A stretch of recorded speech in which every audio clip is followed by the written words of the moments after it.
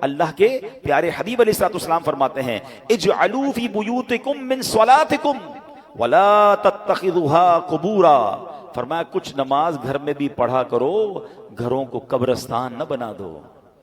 اس کا مطلب beautiful house ہے، ایکسٹرا ایمبیانس ہے، شاندار فرنیچر ہے، سب کچھ ہے میرے اور آپ کے گھر میں، سٹینڈ بائی جنریٹرز ہیں، اور اگر نماز نہیں ہے نا تو وہ گھر قبرستان ہے۔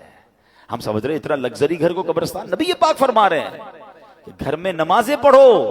یہ مردوں کے لیے تو یہی حکم ہوگا کہ مسجد میں آ کے پڑھیں، مگر کچھ نوافل گھر میں بھی پڑھیں، کبھی شراق چاش پڑھیں، کبھی تہجد پڑھیں، کبھی دیگر نماز کے نوافل پڑھیں، مگر خواتین گھر کی، بچے، یعنی گھر میں اللہ کرے ایسا ماحول ہو کہ جب نمازوں کا وقت آئے تو ایک کمرے سے تلاوت کی آواز آ رہی ہو، کہیں سے نمازوں کی پتہ چل رہا ہو۔ ماشاءاللہ کتنے خوش نصیب ہیں وہ لوگ جو گھر جاتے ہوں تو گھر والے نمازیں پڑھ رہے ہیں۔ ابھی ہوگا یہ ماحول۔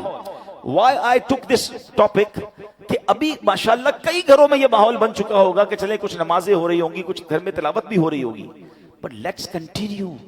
ایسا نہیں فرمایا نبی پاک نے کہ سال میں ایک بار نمازیں پڑھو، فرمایا اپنے گھر کو قبرستان نہ بناؤ، اس میں نمازیں پڑھو۔ اے میرے پیارے اسلامی بھائیوں، ایک اور جگہ پیارے آقا فرماتے ہیں اکرموا بیوتکم ببعد صلاتکم، یعنی کچھ نمازوں کے ذریعے اپنے گھروں کی عزت بڑھاؤ۔ آپ چاہتے ہیں نا گھر کی عزت بڑھے، آئے ہے جس گھر میں نمازیں ہوتی ہیں نبی پاک نے فرما دیا تو حق ہے اس گھر کی پورے محلے میں عزت ہو جائے گی۔ آج بھی دیکھیں علماء کے گھر، امام صاحبان کے گھر لوگ دعا کروانے آتے ہیں، گھر میں نمازیں ہو رہی ہیں نا، عبادت ہو رہی ہے، اللہ اس گھر کو ممتاز کر دیتا ہے۔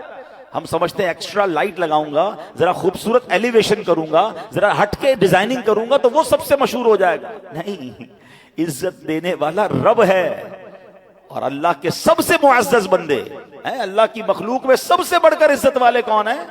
ہمارے آقا علیہ الصلوۃ والسلام ہے۔ وہ فرما رہے ہیں کہ کچھ نمازوں کے ذریعے اپنے گھروں کی عزت بڑھاؤ۔ نماز کے بارے میں ایک اور حدیث سنو، الصلاۃ عماد الدین، نماز دین کا ستون ہے۔